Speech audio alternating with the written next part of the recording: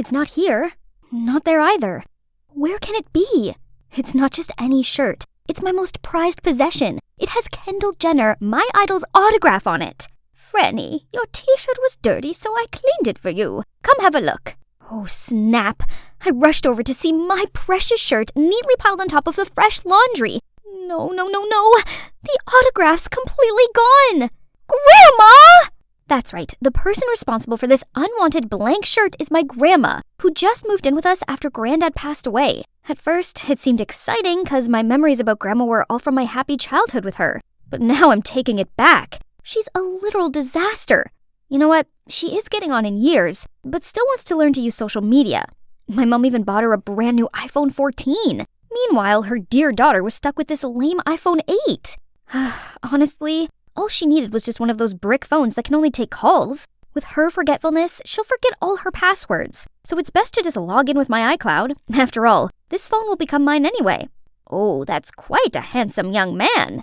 You think so too? Indeed, Josh's attractiveness is second to none. He's every girl's dream man. And yours as well, right? As if I stood a chance. He's notoriously cold, and none of the girls from school seem to interest him. Well, that probably was the only time we shared the same thought. Otherwise, we're always arguing about all kinds of things, especially the way I dress. She didn't even bother asking me before sewing up all my favorite ripped jeans, and then left a dress that she'd made on my bed with a note. This adorable dress will suit you much better. I used to love her handmade dresses when I was 5, but who even wears anything like this these days? That's not all. She nagged me all the time for straightening my hair instead of keeping it naturally frizzy, since it's supposedly cuter. And guess what? It's actually her who I'd inherited my natural hair from. Bet she didn't know it was the reason I had to grow up with my classmates saying stuff like, "You're actually quite pretty, but it's a shame about the hair." And, "How come you don't have straight hair like your parents? Are you adopted?" Those hurtful words made me hate my hair with a passion and wish for beautiful, smooth, straight hair, like Kendall Jenner's. So of course, I'll keep straightening it every day, no matter what Grandma says. Thankfully, those complaints will finally come to an end tomorrow, as I'm going back to school after summer break. Yay!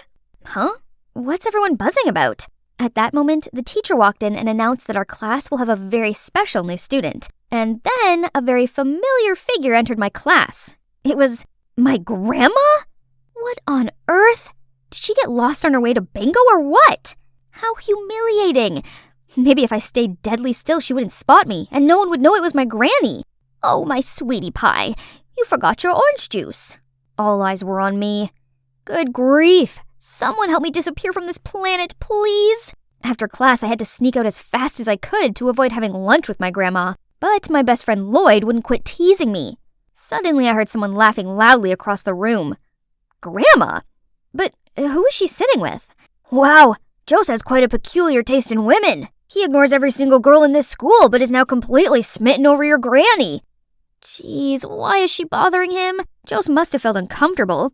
I quickly went over there, apologized, and pulled my grandma away. On the way home from school, my grandma recounted her day just like a little kid would. Do you know that they have vending machines in the hallway with all kinds of snacks? That's genius! And oh my, the campus is big. I almost wet myself while searching for the restroom. Tell me which part of this is funny again? It only proves that someone her age belongs in a nursing home, not a high school. I needed to talk to Mom, so when she was finally alone in the kitchen, I immediately asked her, how exactly did Grandma end up in my class? It turned out that when my parents invited Grandma to live with us, she told them she would, but only if she could go to school. I think it's a lovely idea. It means she won't be lonely at home all day, as you'll keep her company. Besides, she spent her whole life taking care of our family, so it's our turn to look after her, right? Yeah, I suppose Mom raised some valid points, but who knew that Grandma could turn my school life upside down like this? She clung to me all day, ate whatever I ate, listened to the music I listened to, and even hung out with my friends. Worse still, she told them all embarrassing childhood stories about me. How I used to eat toothpaste because the ad said it was edible, and how I incubated eggs myself to see if I could hatch a chick. But that's not the worst part. She broke my hair straightener, so now I'm stuck wearing this stupid hat. How annoying. Hey, breaking news! What is it this time? Jose has found the girl of his dreams, and she's here at our school! No way! No girls have caught his eye before. Why now? Franny! What on earth?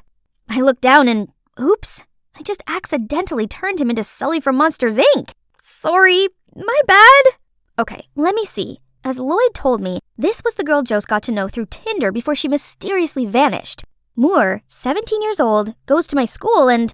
Wait, she only has this picture? All I could see was her frizzy brown hair. Out of nowhere, someone snatched my hat. That must be Lloyd trying to get back at me for the paint job earlier. I tried to grumble at him, but only saw Grandma with my hat in her hand. Franny, your hair is so beautiful. Why cover it up? And also, these clothes. The dress I made for you goes far better with your hair. Enough. There's no way I'd let anyone see me with this hideous hair and granny outfit. Please, Grandma, leave me alone and don't cause me any more trouble. This is my school, and having you around is embarrassing. She looked shocked and was about to say something, but just left without another word. So, it's been a week since we last talked. It seemed that I was no longer her concern as she made new friends. So it's good for both of us, right? Suddenly, I heard a deep voice behind me. Hi, Franny. Can I talk to you about something? Wait, this voice? I immediately turned around to see Joe standing there, smiling at me. Oh my, this is the first time Joe's ever asked to speak to a girl. All the envious eyes are on me. I'm the luckiest girl here. Has he finally seen my unique charm? The thing is, I happened to see your curly hair the other day, and you look quite like the girl in the picture. I wonder if you are... Oh, he didn't come here because of me. Sorry, but I'm not Moore. I could see the disappointment on his face. He apologized for getting the wrong person, but before leaving, he smiled and told me, By the way, you're pretty with that curly hair. Really? That frizzy hair that I've gone out of my way to hide? Can't believe someone out there, besides Granny, actually likes it. A few days later, I arrived at school to a frightening scene. Jose was hand in hand with Amy. Turns out she had come forwards as the mysterious girl. Let's see, 17? Check. Curly brown hair? Check. And her last name is Moore. There's no mistaking it. But I kept wondering, what is Jose like about this notorious wild girl? Her clique, which now included my dear Granny, are always playing dumb tricks for attention. Look, she's no different from a traffic light now that she's friends with them. Once, their group even turned the library into a runway. Obviously, this quickly reached the supervisor, but, well, only my grandma was slow enough to get caught. Thanks to that, she received a ticket to the principal's office and they called in my mom. Don't you find it ridiculous that a person this age is still getting scolded by the principal? School is not the place for grandma at all.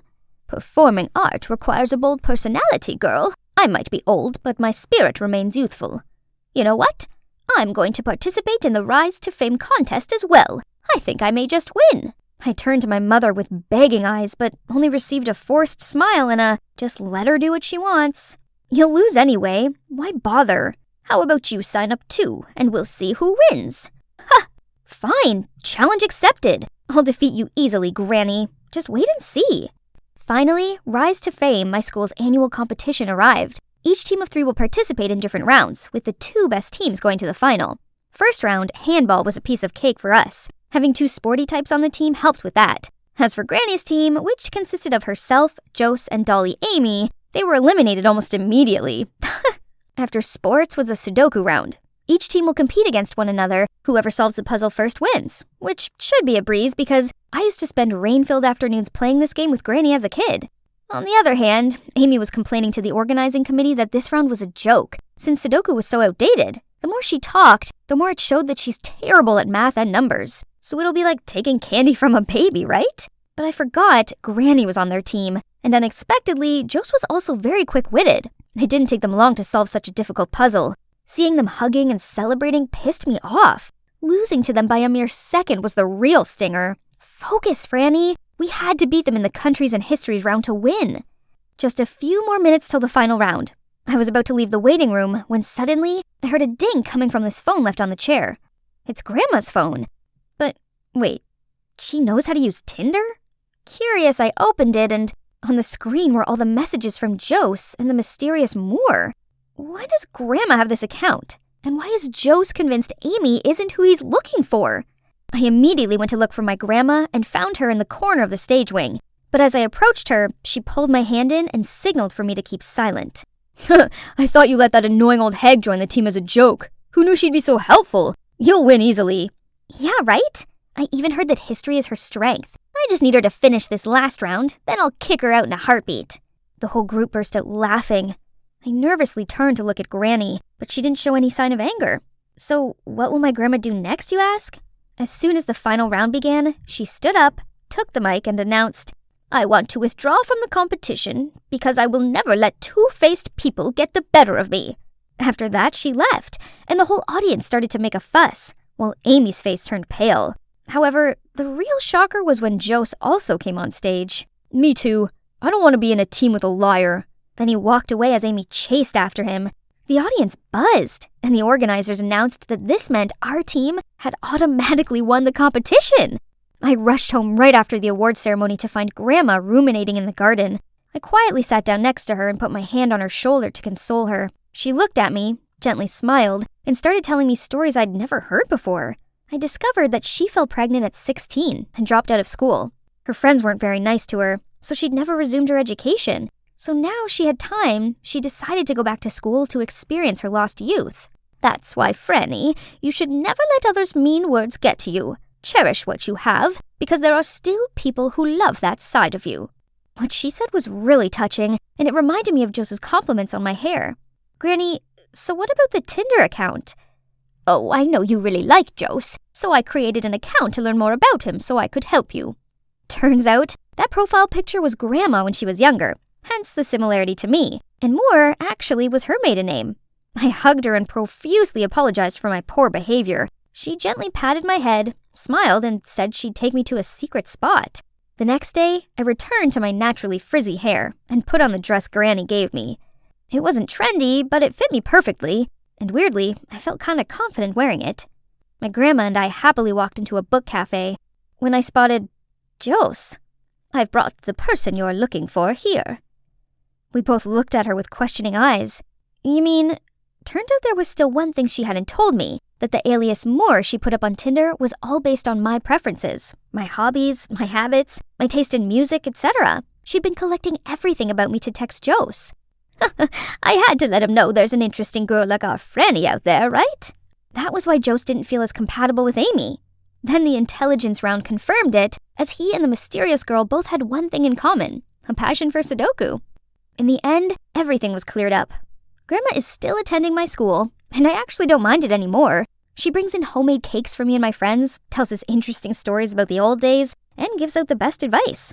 Most importantly, she made me realize that being me isn't so bad, frizzy hair and all. Almost forgot. You're also wondering what happened between me and Jose, huh? Well, I think you should see for yourself. What a beautiful day. Guess who just landed the lead role in the musical club's next play? Yep, me! As I immersed myself in the rhythm of the music, ouch! I bumped into someone and fell over. Are you blind? You think you're so special you can just waltz around the place as you please? Not again. Why do I keep running into her? That's Kiera, the mean girl from my musical club. I sing, she dances. I always make sure to stay in my lane, but for some reason, Kiera won't stop criticizing me. Ugh, please, you sound like a screeching cat. Give me fingernails on a chalkboard over your squawking any day. Why's she gotta be so mean? Huh? What's this? Oh, a wallet. Someone must have dropped it, but I'm the only person in this alley. There must be an ID card or something in it, right? So I opened the wallet to check it, but nope. No student card, no ID. Instead, there's just a strange photo and a bunch of VIP membership cards with the name Sophia on them. Ooh, these places are swanky. This person must be super wealthy. I gotta hand this into the cop station. But wait, isn't this... Oh my god, a ticket to see Franz Ferdinand tonight! I love that band! And it's for the VIP area. Even if I bring this to the cops now, they still won't be able to find the owner before the concert anyway. We shouldn't let such an awesome ticket go to waste, right? So, what if... I'll enjoy tonight's concert on this girl's behalf, then I'll hand the wallet to the cops later. Honest! Wow, this is the biggest stage I've ever seen in my life. I got to my seat and eagerly waited for the show to start when I heard a voice next to me. Hey, you must be Sophia? My gosh, this guy was gorgeous. But he'd mistaken me for someone else. Wait a minute. That's right. Sophia was the name on the cards, the wallet's owner.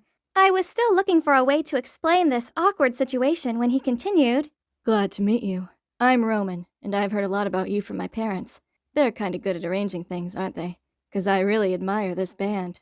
I should have foreseen this happening. I mean, who goes to a concert alone?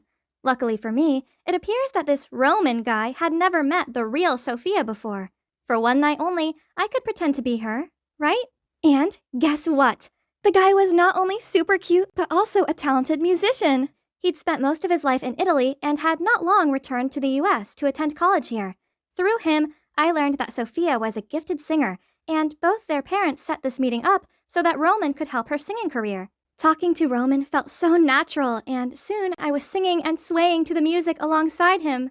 As soon as I arrived home, I immediately went online to find more information about Roman. Wow, his SoundCloud account has over 200,000 subscribers! Handsome and talented, he's like a James Dean of modern times. As I was daydreaming, my phone vibrated. He texted me. I had a great time tonight. I'm having a small welcome home party at the Madison Club. I heard you go there often. If you're not busy, would you like to join us? The Madison Club? As in, one of the most expensive country clubs in the state? The initiation fee alone costs $1,000, and this girl is a frequent flyer? And yup, here's the Madison Club VIP membership card. I know. But I still had loads of music-related questions to ask Roman. Just this once. Then I would definitely hand it in. Now, on to the next problem. I couldn't wear these mediocre outfits to the Madison Club. I needed something demure but expensive looking. If I was Sophia, where would I shop? Yes, the Crystal Lane Mall. The next morning, I strolled up to the exclusive shopping mall with all of my savings. But how can a dress this short cost $5,000? Are there actually people who are willing to pay that much for this tiny fabric? The only item I could afford was a sparkly hairpin. So be it. I gritted my teeth, taking the hairpin to the checkout counter, along with all the cash I had on me and the membership card. But surprisingly, not only did I get the hairpin for free, but they also gifted me this cute bag. Apparently, it was my birthday. Well, Sophia's birthday, to be exact. Honestly, I felt kind of guilty enjoying these services in Sophia's name. But I didn't spend any of her money. Seeing as this bag's a freebie, I get to keep it, right? The next day, I settled on a simple but pretty dress and my beautiful new bag and wore them to school, as I planned to go straight from there to the party. When my best friend Anna came over to me, she took one look at my bag, then gaped in disbelief. A Chanel bag? Did you sell a kidney to buy it? It was a gift. Where did you get that? That's a limited edition for VIP members of the Crystal Lane Mall only. Spill it. It's a fake, yeah? Kiera and her unruly friends were at it again. I tried to pull Anna away as I didn't want any trouble, but she still managed to clap back at them. It's 100% authentic. Maisie's rich boyfriend got it for her. Jealous much? Kiera sneered, then said unless I called my boyfriend over, she would tell the whole school that we were tragic liars. Come on, Maisie, show them what humiliation feels like. Oh no, what should I do? Thanks to Anna's expectant looks and Kiera's smug grin, I had no choice but to ask Roman to pick me up after school. He says he'll come get me after class. As soon as I stepped out of the school gate, I saw Roman waiting next to a shiny Bugatti Chiron. He greeted me with a smile, then opened the door for me. I didn't need to turn around to know that Kiera was watching me with fiery eyes. After this, she wouldn't dare to look down on me again, right? Ooh, this place was even more lavish than I imagined. As we were early, Roman invited me to sing a song while he played the piano. I started singing, and he too joined in to harmonize, and this moment felt just great. How cool was it seeing him all immersed in music? By the time we finished our performance, I realized a crowd had gathered around us, and they all burst into wild applause. An angelic voice and a genius musician. What a perfect couple. I turned to Roman and saw him smiling fondly at me. Wow, I knew my parents said you were good, but I had no idea you'd be that incredible. Feeling my face heating up, I quickly excused myself, then ran to the bathroom. Well, once I could find it, to calm down.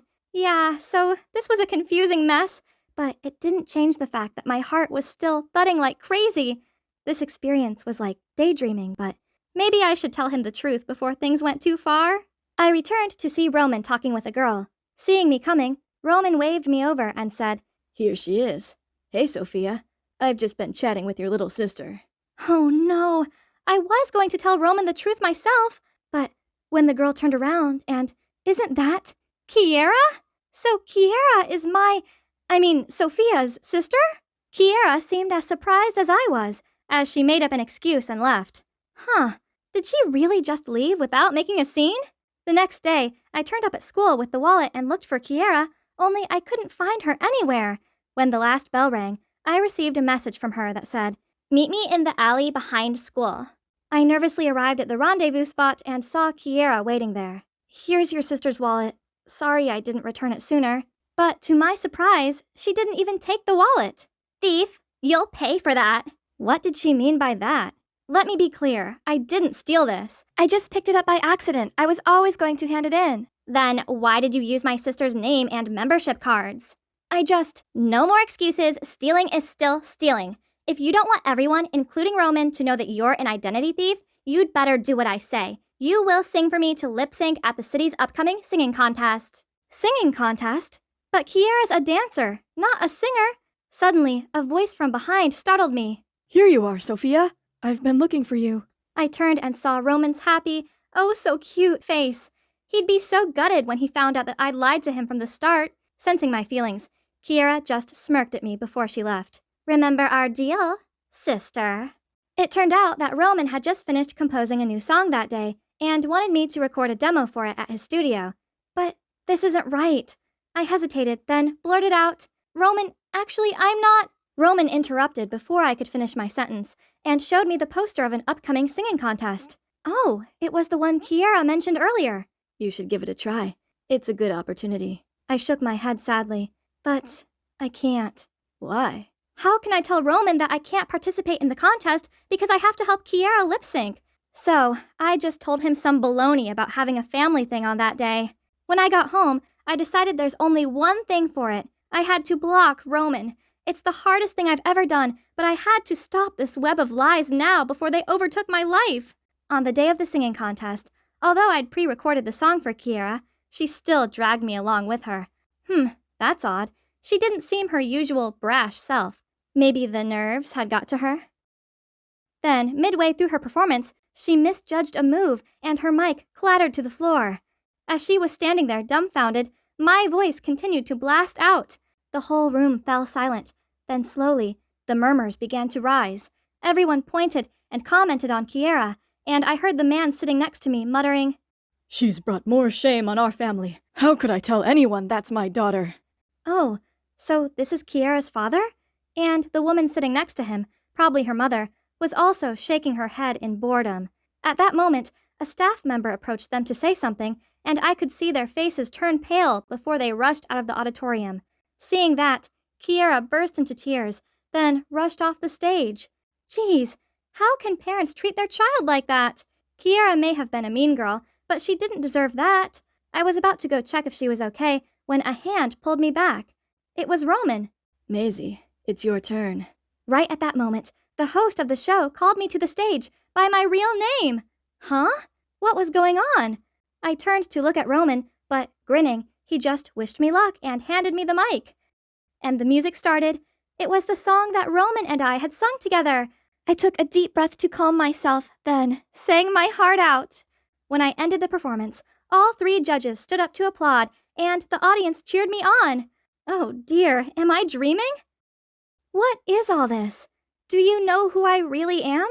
Yeah, of course. I figured that out ages ago. Turns out me not knowing where the restrooms were in the country club gave the game away. So he did his research and found out that I wasn't actually Sophia. Only 'cause he still wanted to see me, he pretended not to know so we could carry on like normal. He also accidentally witnessed Kiera making me sing for her performance, so he decided to register me. Talking about Kiera, I wanted to make sure she was okay. We searched around and found her sitting outside, sobbing. It's okay. There will be other competitions. I'm not upset about that. It's my sister. She's missing. Through tears, Kiera told us about how, from a young age, her parents wanted her and her sister to pursue a career in music. However, Kiera found a love of dance, while Sophia excelled at singing, making her favorable to their parents. Regardless of how many dance contests Kiera won, they always overlooked her talent. Then, when she excitedly told them that she'd bagged the lead dance role in the school play, they just went on about Sophia instead. So, feeling disheartened and jealous, Kiera threw away her sister's wallet, the one that I accidentally picked up that day. In this singing contest, Kiera wanted to win against her sister in front of their parents for once, so she got me into this whole lip-syncing plan of hers. But last night, Sophia found out about it, and they had an argument. Then, in anger, Kiera blurted out nasty things, such as how she longed for Sophia to vanish from her life. Only that morning, she woke up and found that her sister had actually gone. Until now, Sophia still hadn't even shown up at the auditorium when it's soon going to be her turn to perform. What if Sophia never comes back? I shouldn't have been so mean. Roman and I comforted Kiera. Then we went to find Sophia together. Kiera took us to Sophia's fave places, but she was nowhere to be seen. Suddenly, I remembered the picture carefully inserted inside her wallet. This must be a special place for her. This is my family's old house. We used to live here when I was little. We rushed over there and found Sophia sitting idly in front of the house. The two of them ran into each other's arms and sobbed like two children. Through tears, they talked it all out.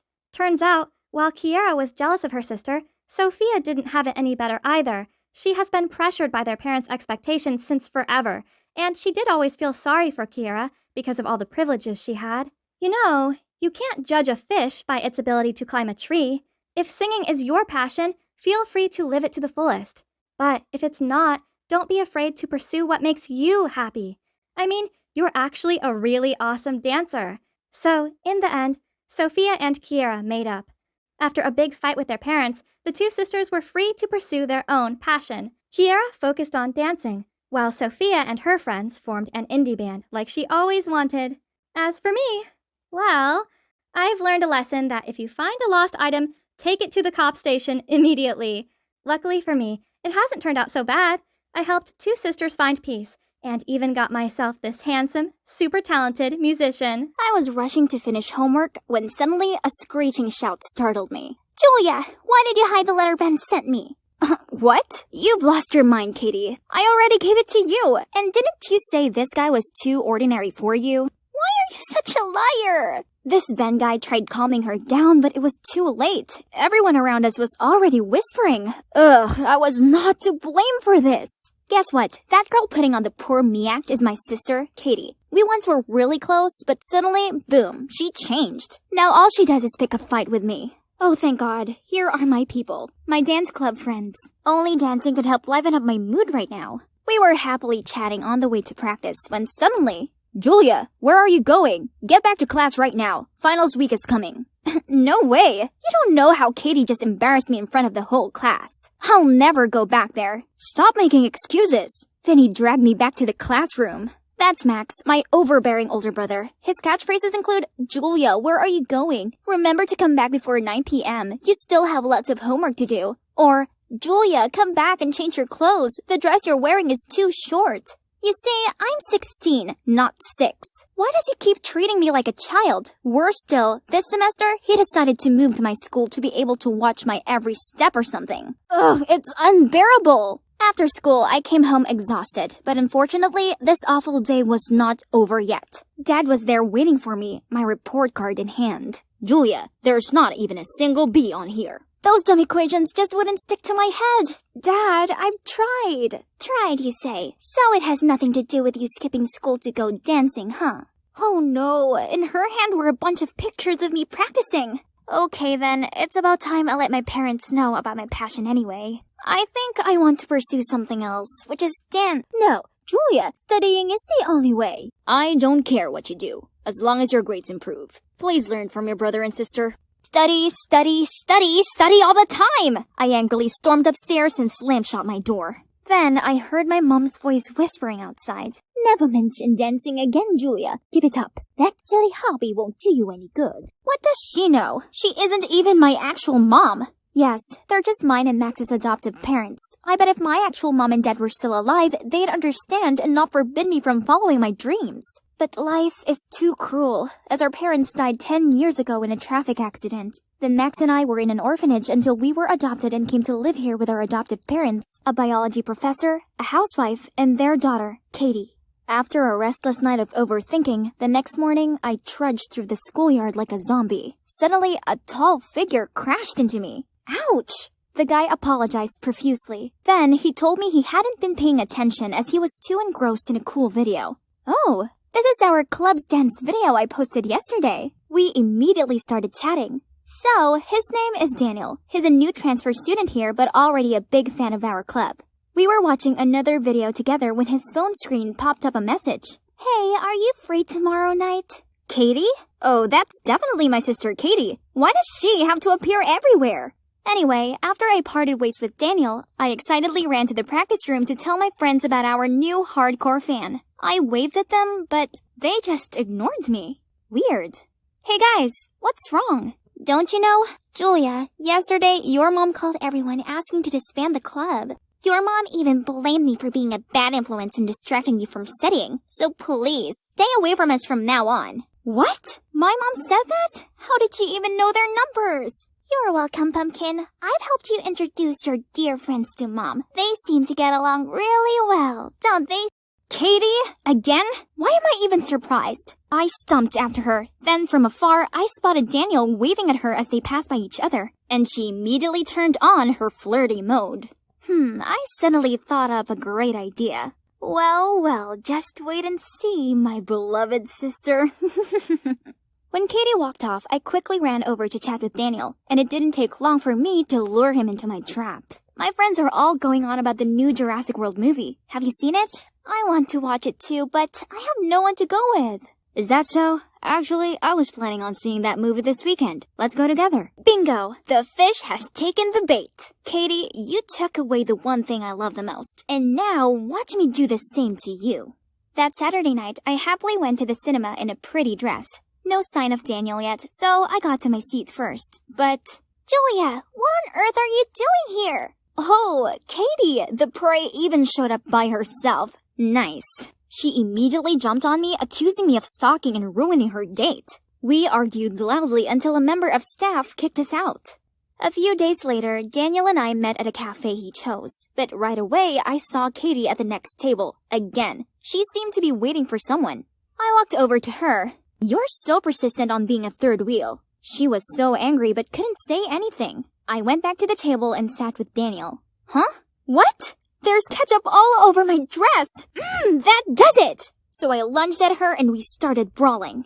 And here we are, at the cop station, waiting to be bailed out. As soon as Mom arrived, Katie put on her waterworks hat and sobbed about how I was trying to steal away the love of her life. I couldn't be around either of them anymore, so I left with Daniel. We weren't far from the cop station when Max rushed out from nowhere. Stay away from my sister! And why would I? Then my brother punched Daniel in the face. What are you doing? It's Katie. She's the one who keeps messing with us. No, Julia. Katie is just a victim. Stop seeing this guy. Great. Now even Max was defending Katie. I helped Daniel up and left with him despite Max's calls from behind.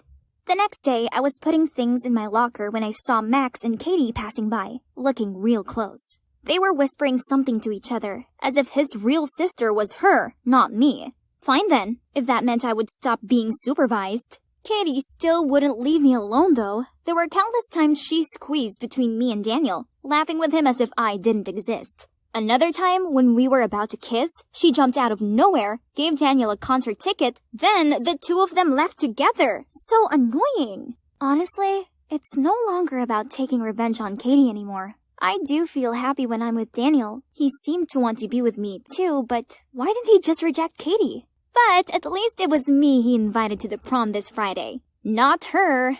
That night, I excitedly put on my prom dress, curled my hair, did my nails. Everything's all set. Daniel would be here soon. I opened the door to go downstairs when, oh no, it had been locked from outside. My parents were on vacation, so it had to be my cruel siblings. I immediately called my parents, but all I received was, "You shouldn't be even thinking about prom, considering how bad your grades have been lately. Stay home and study." Right at that moment, there was the sound of an engine outside. I ran to the window and saw Katie getting into Daniel's car. I banged on the door and yelled, but only Max's voice came from outside. "Julia, that guy is not good at all. Just leave this to me and Katie." Why are you on her side and not mine? Why is everyone turning their back on me? I felt like such an outsider in this family, so from then on, I did my best to ignore them all. I passed without a word as Max and Katie gathered around our parents after their trip. Then I stayed silently in my room, ignoring Max's call outside the door. I also tried ignoring Daniel, but he continued calling me. I think you've got the wrong number. I'm not Katie. Huh? Julia, what's wrong with you? Let's see. You left me alone and went to prom with Katie? Oh, that? I already saw Katie waiting as I arrived. She said you'd already left for prom with your friends. I looked for you everywhere. I was thinking about you the whole party. Gosh, Katie is taking things too far. Even my poor Daniel has to put up with her stupid tricks. Baby, what should I do to make you feel better? How about a road trip? Let's spend this weekend together, just us two. Honestly, all I need is Daniel's sweet voice to make my anger go away. I'd love that. I'm so sick and tired of being in this nightmare house. Being alone with Daniel felt amazing. After 2 hours of driving, we pulled up at a gas station to take a break, and he told me to pick anything I wanted. This trip is on me. I have to make it up for my princess, don't I? Oh, how did I get such a wonderful boyfriend? I stuffed my face with snacks as I waited for Daniel to return from the restroom. What's taking him so long? Just as I was going to step outside to look for him, the cashier stopped me. I'm sorry, miss. You haven't paid for those. Also, your friend left you this. Then he gave me a bunch of papers. One of them was a note saying, Surprise! Take this as your first life lesson, honey. Don't be so gullible. If you're wondering why you deserve all this, go ask your lovely brother Max. Dan. I stared down at the other papers. Receipts! This came to hundreds. He'd grab all these random things, including 5 boxes of Mountain Dew. Is this for real? How could this guy be the guy I was deeply in love with just seconds ago? I was on the verge of breaking down. But first, I still had this huge bill to pay. Oh God, where do I get the money for all this? Should I call my family for help?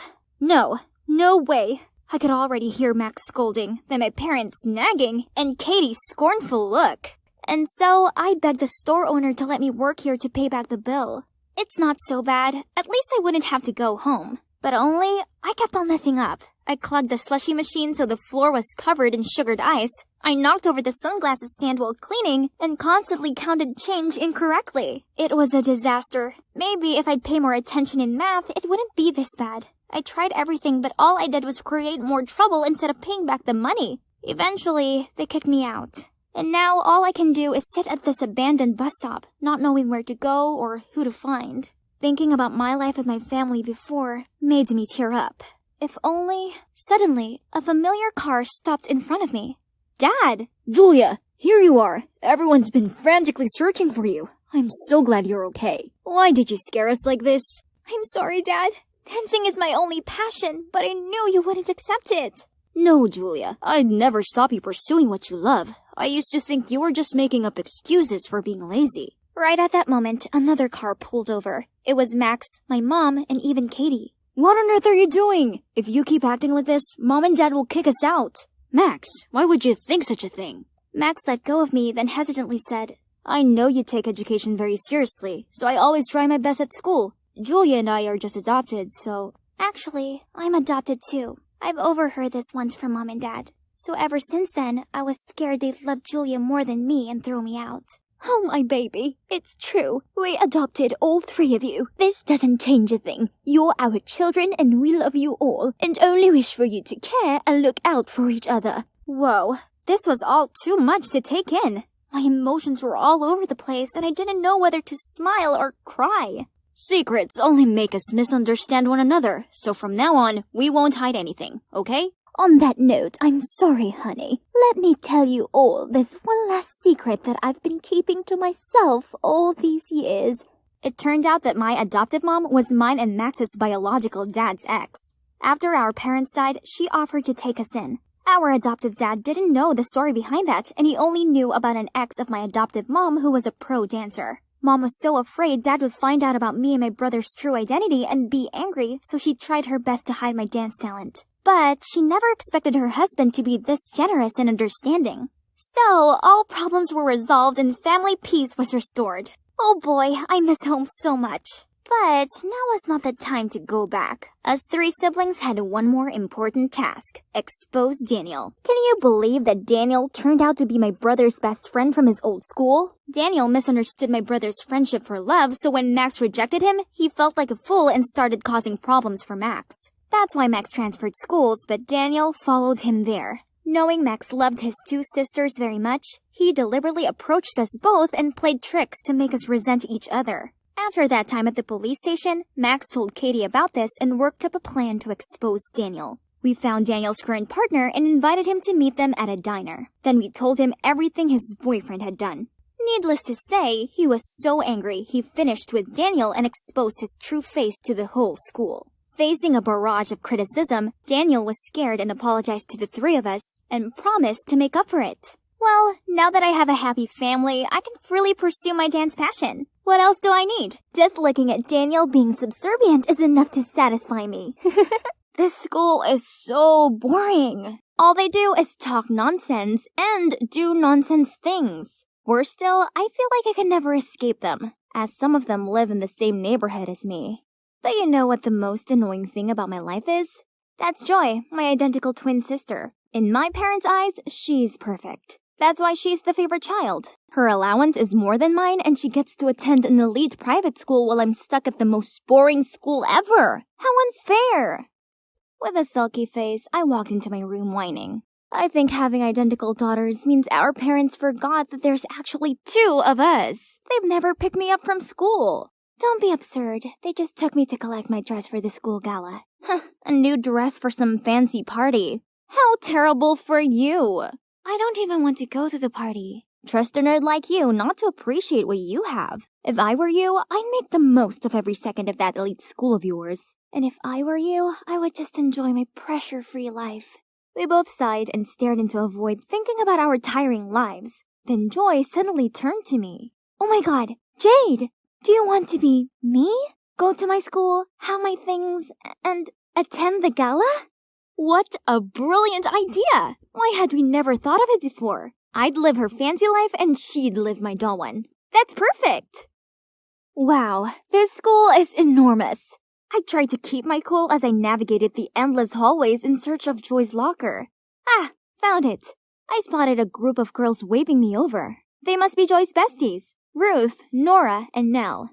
Unlike my boring sister, they looked very glam in their branded clothes. What a power group! Wherever we went, all eyes were on us. Students handed us snacks, saved places in the cafeteria line for us, and let us sit in the front row of the basketball match. These girls were so interesting. Bet I fit in with them way more than Joy did. Talking about Joy, she somehow loved my boring old-fashioned school. I'd never heard her chat that much in my life. About how nice my friends were, how easy all the lessons were, and how cool the school bus was. Joy's friends were so much fun, and they did cool things. For instance, they always had shopping dates and bought each other expensive gifts without question. One time, Nora, the richest girl in the group, didn't hesitate in going into Kate Spade and buying the new release handbag for Ruth. I thought this was pretty awesome of Nora. But then something happened that made me question the group dynamics. Ruth told me that she liked the red velvet cupcakes at the bakery near my house, and she asked me to buy her some. I was happy to do it, but the next day, when I brought the cupcakes and told her the price, she burst out laughing. Joy, my dear, I don't care how much they cost. That's your concern. Then she turned to Nora, showed her a picture of a cute but expensive skirt, and told her to order it for her. Hang on. Had she always been thinking it was acceptable to order us around like this? I don't understand why an innocent bookworm like my sister would hang around with this cunning clique. They don't study at all. During the test, while I was still randomly circling the answer, Ruth kept on kicking my chair and urging me to let her copy my work. And as soon as the teacher turned her back on us, she even snatched my answer sheet. Huh? What's with that attitude?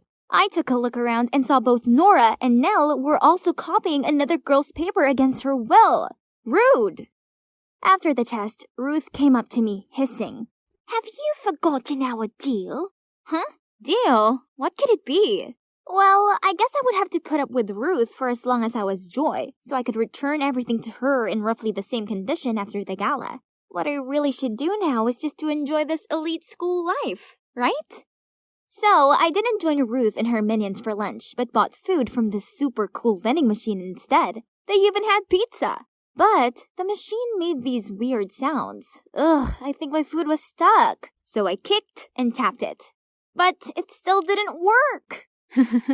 You dare get into an altercation with the pizza machine? You must be starving. Oh my God. This basketball boy was the most handsome guy I'd ever seen in my life.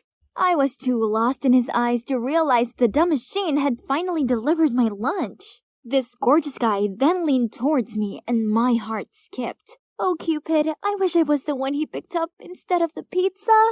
Here you go. Right before I could react, someone snatched the tray and pushed me aside to enter between us. Thanks, Hayden. Want to share lunch with me? Huh, excuse me? How could she steal both pizza and a boy from me? The boy took my pizza from her and said, "Thanks, but I'd like to share this with this cute, starving girl instead. I'll buy the drinks." Wait, was he asking me? Then yes, 100% yes! Leaving a furious Ruth behind us, we walked to the bench table nearby. So, he's Hayden, the captain of the basketball team. We talked so much about our favorite comic books and even played basketball for a bit before classes. That was my best lunch ever. After school, I was about to leave when Ruth stopped me. Didn't anyone ever tell you not to mingle with Hayden? He's not wealthy. We have high standards about who deserves to be around us. Duh! Huh? She sure seemed to swoon over him earlier, but now that he'd turned her down, she decided he wasn't worthy? This girl's mindset really didn't sit well with me. As soon as I arrived home, I told Joy everything. You should listen to Ruth. Hayden must be bad news. I don't care what Ruth thinks. How come you do? Is it 'cause of this deal you have with her? Not your business, but stay away from Hayden. I don't want to get in trouble. Ugh, these vague hints were agitating me. What was it about? But whatever the deal between Joy and Ruth was, I wasn't going to let it get in the way of my blossoming romance with Hayden. Today, me and Hayden had arranged to meet at lunch again to play basketball. I excitedly walked out of art class just as the girl fell and dropped her painting set around my feet. I immediately picked them up for her, when all of a sudden, a boy's hand covered mine right before someone stamped their feet on our hands. It was Ruth. It was her who tripped up the poor girl, too.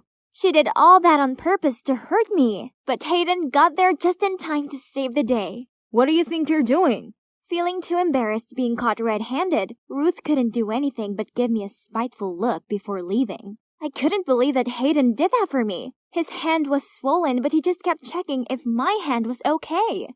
How can Ruth be so horrible? Because she knows everyone's ugly secrets, and she uses them to control people.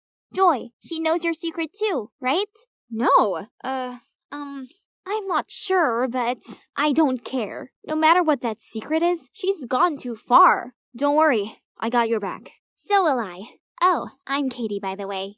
From then on, I no longer hung out with Ruth and her minions. But I kept quiet about this to Joy as I didn't want her freaking out and making us switch back places early. The more time I spent with Hayden, the more I found myself liking him. I wanted to confess to him who I really am, but I can't. At least not yet anyway.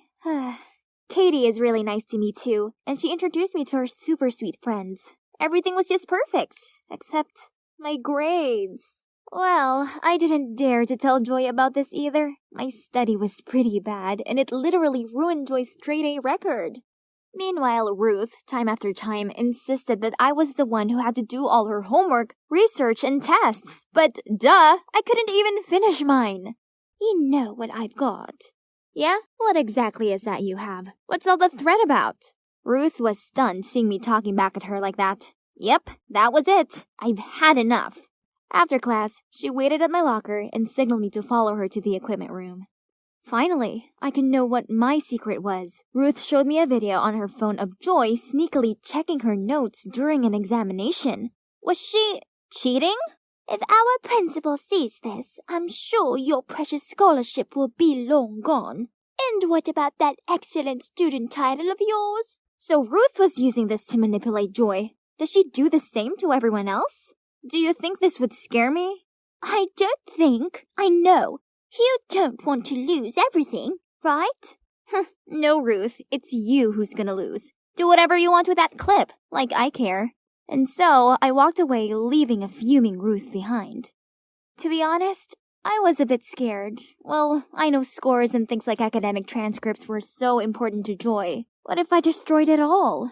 After my last class of the day, the thing that I feared the most came upon me. The principal called me to her office and showed me the video that proved that I cheated on a math exam. She was so disappointed in my horrible grades recently, she even asked if it was because I was too caught up in my dating life and the bad influence I called friends. But how am I supposed to tell her that it was just my own incompetence? Nothing to do with Joy or Hayden or my new friends.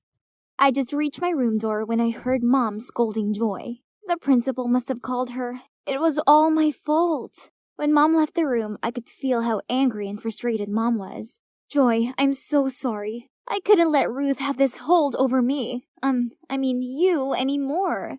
I waited for Joy to take it out on me, but to my surprise, she was kinda happy.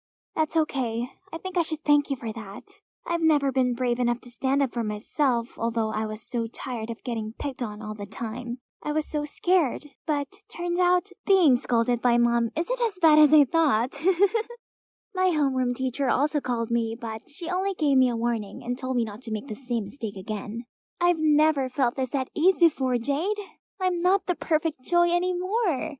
Then, Joy told me about the pressure she felt to be perfect. One time, she even got sick before the math test due to studying too much. Not having enough decent revision and being afraid of getting a bad grade, Joy cheated and was caught and recorded by Ruth as evidence. We finally understood each other and decided to teach Ruth a lesson to stop manipulating and taking advantage of others.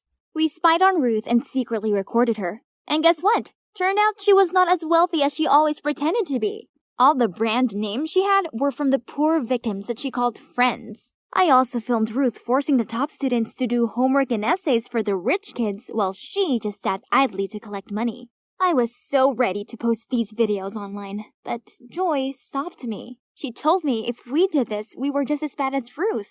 Instead, she had a better idea. She sent the videos to Ruth and demanded her to delete all of the students' secrets. In exchange, we would delete all of hers.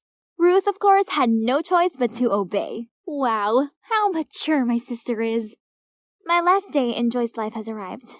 I'm just gonna make the most of it before I hand the reins back to my sister. Honestly, I kinda miss my normal school and my friends. But what about Hayden? Will he still want to know me when he finds out I lied to him? I was looking around for Hayden when I saw some mean girls mocking Ruth for wearing a dress cheaper than theirs. So I walked straight up to them and whispered into their ears that I knew all their dirty secrets and they couldn't do anything else but storm off. Ruth gave me a coy look, mumbled a thank you, and then left. At that moment, a warm hand gently clasped mine.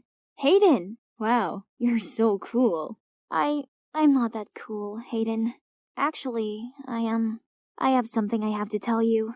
I then told him everything. From how I swapped identities with my twin sister to how I ruined her school life because of my childishness. You didn't ruin anything. Actually, you made things much better. So, since the pizza vending machine day till now, it has always been you, not Joy, right? Yeah, it's been me all along. That's all I needed to know. Then he pulled me in for the best kiss ever. It's finally the first day at the aquarium. And to say I'm nervous is an understatement. Stay calm. You can do this. You're Ariel, not Naira. I'm headstrong, spirited, and... Okay, let's get into character. Bright smile? Check. Friendly manner? Check. Ariel's accent? Check. I was a dazzling mermaid and even let the little kids stick their stickers on my fishtail while I answered a bazillion questions about Atlantica and my Prince Eric. The last visitor was the sweetest little girl who handed me a collectible box of cutlery as a gift. Oh my, such a lovely comb, but it looks rare. Are you sure your guardians would agree to this? Of course. My brother always says yes to me. The little girl signaled someone in the crowd to come over, and it was Arson? As in the cutest boy from school? Naira? Oh my god, your take on Ariel is spot on. I didn't know there was a side of you. What are you talking about? I know not of this, Naira.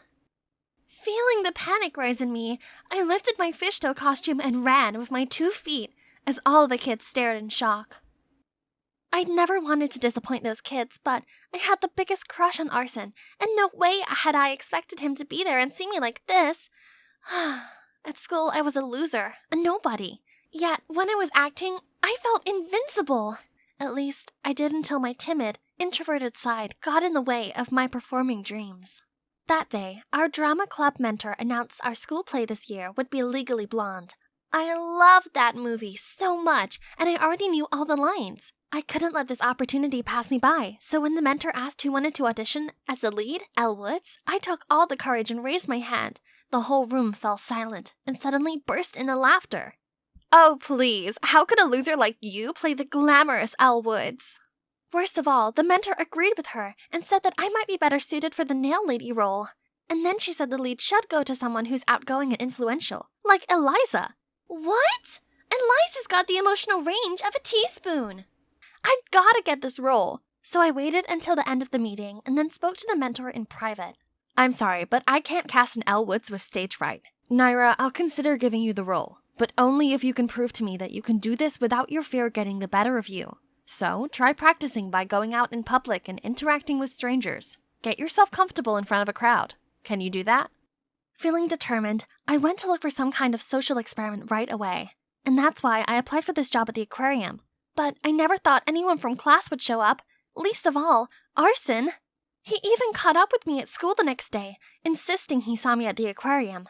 And typical me, being all fidgety and shy, I blurted out, maybe you mistook me for my twin sister, Cora. Oh, in that case then, can I get her number? Or can you, arrange for me to go on a date with her? The way she glowed with confidence was amazing. Wow, I didn't expect him to be that into my acting. How ironic. Wait, what if I continue to play Cora and go on a date with him? I could practice my acting as this unapologetically outgoing girl while spending time with him? Tempting, right? Okay, wait at the book cafe near school on Sunday, 3 p.m. I'll tell Cora about it. I'd been preparing for this date the whole week. After watching multiple tutorials on YouTube, I was finally able to put together this bold look. All that's left to do was to wear Cora's self-confidence to match it. So I did a Bella Hadid runway strut into the cafe, straight past the gawping onlookers and over to Arson's seat, and interrupted him from his reading. Hi, is that a Rick Riordan's book? Yeah, Heroes of Olympus. Are you a fan of Riordan too? Are you kidding me? I've read all of his works. Yes, Breaking the Ice, success. We connected over our shared love of fantasy novels and other nerdy things. I didn't want the date to ever end, so I invited him along to a secret place of mine. I covered his eyes until we got there. Being the cute guy he was, he went along with it, even though he looked unsure about what was happening. When I turned the lights on and the ice rink appeared, his face lit up. Then the snow began to fall. It felt like a scene out of Frozen. Then we went onto the ice and Arson fell straight onto his butt. Stop laughing. This is my first time, okay? Aw, embarrassed Arson was so cute. I helped him up, and it was the first time our hands touched. I led him around the rink and taught him some moves. When I looked at him, I saw him looking back at me with this big grin on his face. Then suddenly he pulled me in, and I fell right into his embrace. Our faces were so close, and I swore we were about to kiss. Ugh! Overcome with nerves, I pushed him away, and he lost his balance and fell flat on the ice. But he jumped up to his feet right away and skated after me. Oh, don't let me catch you, or else. Let's see you try. Yesterday felt like a dream. We texted each other nonstop up until the last class of the day, PE. My eyes were still glued to my phone when a flying ball hit my knee. It was from Eliza. Right after that, another one came and knocked my glasses off. I shielded myself with my arms and hoped it would go away soon, and surprisingly, it did. Only, Arson was standing in front of me, blocking all the balls. Arson, what are you doing there? We were just playing around. Playing around? Can't you see you're hurting her? Then Arson turned to me and asked me if I was okay. Could this be it? Did he realize I was the girl he went on a date with? Thank you for helping me out.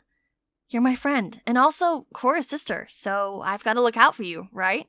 Oh, he didn't recognize me. That meant my acting was flawless, right? Then why did I feel so uneasy about it? As uncomfortable as I felt about the situation, I also liked Arson way too much to stop it. So I continued pretending to be Cora. He acted so lovey-dovey on our dates, and it made my heart melt. But at school, he only saw me as Cora's helpless, clumsy sister. He talked about her constantly and stared blankly into space as if there were an imaginary Cora there. It started bugging me that Arson only liked the confident, fun, and spontaneous heroine I'd created, not coy Naira. I couldn't blame him, though, if I didn't find myself lovable. maybe that's why Mom left me and didn't bother to write or to call. I couldn't do this anymore. I couldn't feed Arson with false expectations of an unreal character, so I typed out a text to Arson telling him that Cora was on her way to study abroad for 3 years and that this relationship wouldn't work. Arson kept texting back, non-stop, and even came to my house to look for Cora and broke down in tears when I told him she'd already left. I felt so bad, but that was the only way for him to stop fantasizing about Cora. Over time, his pain would fade, right? From that day on, Arson always looked for me at school and consistently asked about her. This didn't go unnoticed by Eliza, who was clearly green with envy. Lunchtime came, and Eliza, along with her minions, suddenly approached me. "Why so lonely? Has Arson abandoned you?" I tried to ignore her and eat my lunch, but she wouldn't leave me alone. "Fine then, I'll lend you a hand." "Arson, hi! Did you know that Naira here is so obsessed with you? She even admits that she loves to follow you everywhere like a stalker. How creepy." "Huh? What was this girl saying? Now people were staring at me, judging me for something that wasn't even true. I was done with being Naira, the loser. If only Cora's personality helped me stand up for myself." "Shut up! Me and Arson are friends, so what? Why do you have to make stuff up about me? Is it 'cause you're jealous of me?" "What? Me? Jealous of you?" "You like Arson, don't you? I feel sorry for you, really. You're gonna pick on everyone he talks to? How pathetic." Just like that, people made disapproving comments at Eliza. She couldn't do anything other than run away in shame. While I suddenly received praise for standing up against the school's tyrant, people seemed to love this new side of me, so perhaps it was a good time to give myself a makeover. The next day at school, I started dressing up boldly and wearing contact lenses instead of nerdy glasses. My classmates seemed to like my new look. My drama club mentor changed her attitude towards me as well. I even applied for the student council and my popularity grew, and so did my friendship circle. The world opened up to me, but weirdly, being around people all the time just felt uncomfortable and exhausting. I couldn't really talk to any of them, as we weren't even close. I just felt so left out. When it came to a charity date auction, being on the council committee meant that I was appointed a bachelorette. That meant everyone joining this event would bid to take me on a date, and that bidding money would go to the school's fund to build a new cafeteria. That's how I ended up here, on stage at the auction. I tried my best to act cool, to raise as much money as possible. The boys kept cheering for me, trying to show their charms, and I tried to flirt back by talking nonsense and winking at them. Once the bidding started, chaos commenced as people kept raising their paddle numbers. 40. 60. 80. It suddenly came to me that I didn't want to go on dates with any of these guys. I didn't know them at all. And just then, Arson shouted from the back.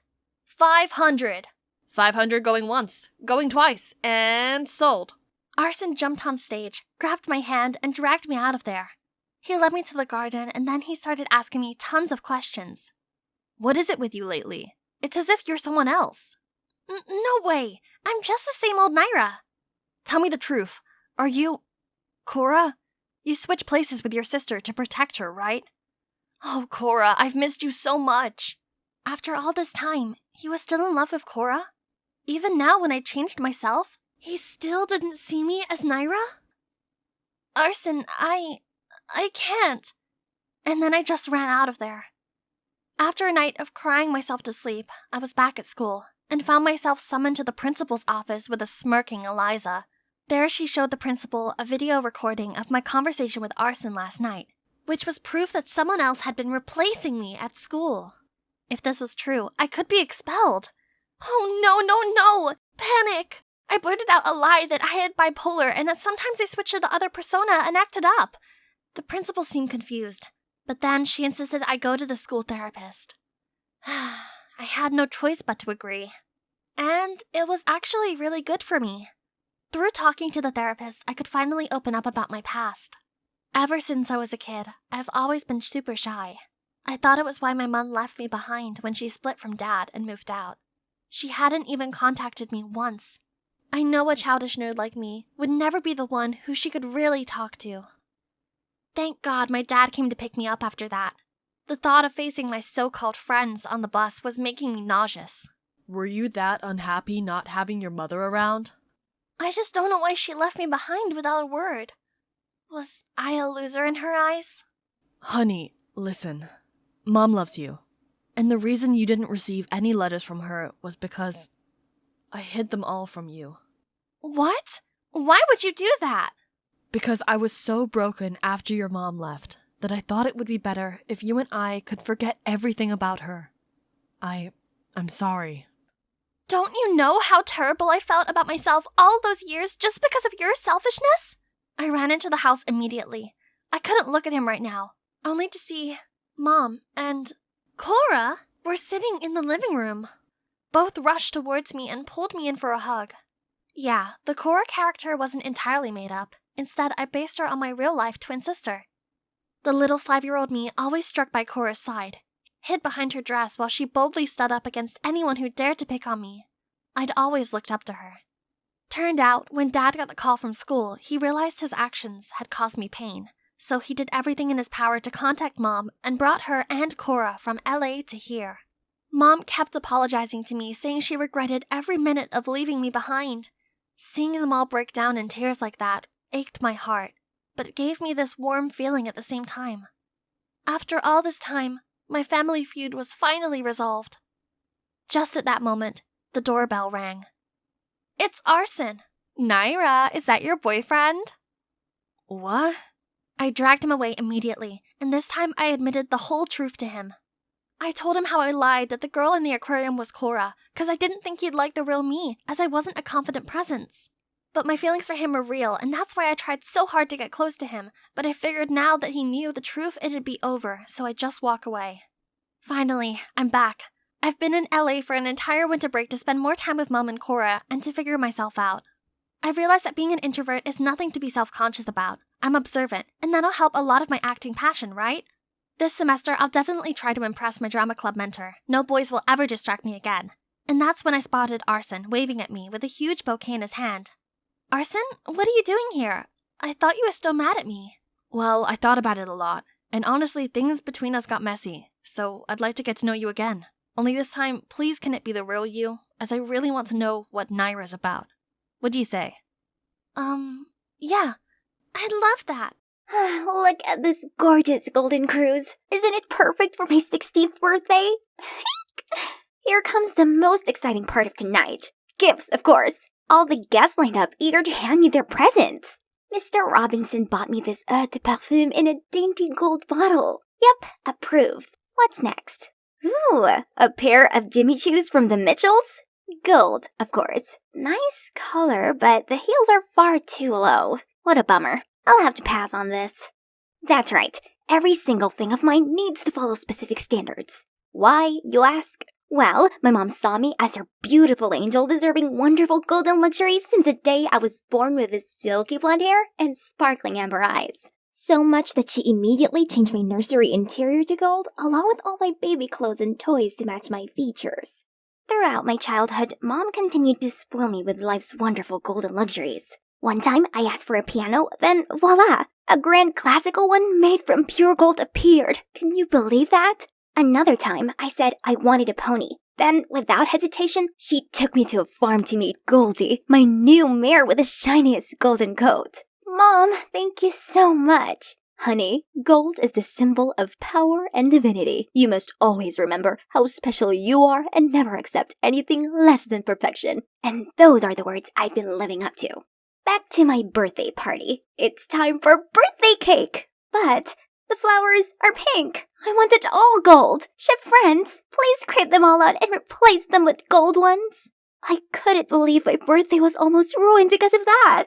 Mom patted me on the shoulder to comfort me, while Dad just gave a disapproving look. It's just a cake, Lola. How are you going to fit in out there if you insist on being so picky? Maybe you should join a public school to open up your eyes a little. School? That's not a bad idea. Always being homeschooled meant I didn't have any friends. Even the guests today are all my parents' business partners. But Mom opposed the idea immediately as she didn't want me to go through any hardships. Don't worry, Mom. I'll choose a school that fits all my standards. Pretty please. And, of course, she couldn't say no. So, here I am, negotiating straight up with the principal. I suppose painting your lock of gold and bringing a personal chef to school and such are doable, but I'm afraid we don't have a private piano room. Then build one. Also, we only have outdoor sports field and swimming pool. So just install a roof? Don't expect me to play sports in the scorching heat. Miss, unlike your previous tutor, not all the teachers here have a doctorate degree, be bilingual, and in the early to mid-30s. In that case, no biggie. I'll just find another school then. No, wait. Give me time. As long as your family sponsors the school as promised, I will definitely make it happen. There you go. Finally, it's my first day of school. Immediately, all the students already swarmed around me in awe of my noble vibes and fashion sense. No surprises, as this school needs a serious makeover. But wait, that blonde girl looks pretty neat. Ooh, she even carried a yellow Chanel classic flat bag. What a coincidence. Mine's a limited edition. I went to talk to her right away. Her name's Beth, and we just naturally clicked after a brief chat about fashion and cosmetics. Seemed like I found myself an amazing bestie. Every day after class, I took Beth on shopping sprees at Saks for bonding. I got her all the clothes and accessories in gold and yellow, just like mine. I even talked her into bleaching her hair to be bright as mine. We're basically twins now. There's just one problem. Wherever we went, the boys followed. If you go out with me, I'll give you the latest Gucci collection. Sorry, I just bought the whole store. I can pick the stars for you if you want. Is that so? And what should I do with those useless rocks? My dad just bought me a Ferrari. I can take you anywhere. Good for you. Too bad my Rolls Royce is there. Bye. Why do they have to make such a scene? There's no way I'd fall for those idiots. I want my Prince Charming who meets all my golden standards. How about just letting everyone know my ideal type? Then I can suss out the pyrite from the real deal boyfriend material. With no time to waste, I created an Ask Me a Question story on IG and asked Beth to cooperate. Now all I have to do is to list my requirements. The next morning at school, all of the dorks finally left me alone. Oh, except for this guy. Hey, Sugar Plum, I can be the man of your dreams. So, this is Josh, captain of the soccer team. Also the hottest boy here. It seemed he met all of my standards. Is he my perfect missing piece? I was dead wrong. During our date, he blabbed on non-stop about how terrible it was for him for being too rich and too handsome. Ugh, how I longed to shove the steak right into his mouth and go home. But I suppose he did meet my high standards, so maybe I should give him another chance. The next morning, during PE class, Beth dashed toward me, holding a super-duper stinky shoe? Lola, Josh lied to you. He's not 6'4". Look at this nasty hiding crease insole. He's only 6'3".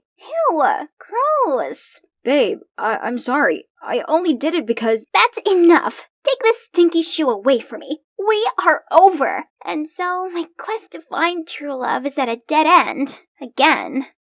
Yet, surprisingly, luck had smiled on me once more. Later that day, I came to the practice room as usual when my favorite piece of music reached my ears. Oh my, what a heavenly sight. All of a sudden, I felt my heart skip a beat as I unconsciously walked toward that boy. Seems like someone has a really good taste in music. And your skills? Not so bad either. Well, as long as you open your heart to feel its soul, not just learn the notes. Then he stood up and walked away, not bothering to look back at me once.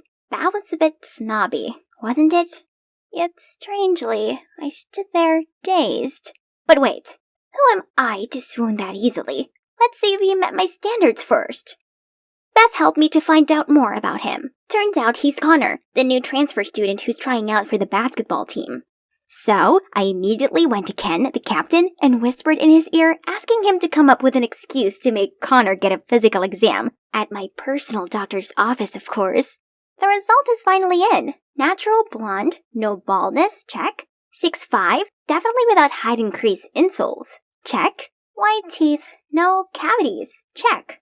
Wow, he ticks all the boxes. Then I rushed to the principal's office asking him for Connor's school report, and it was impressive. He's always in the school's top 2, actively takes part in extracurricular activities, and he even won a prize in the national basketball competition. Oh my god, he's perfect. But wait, there's one condition left. This should be easy.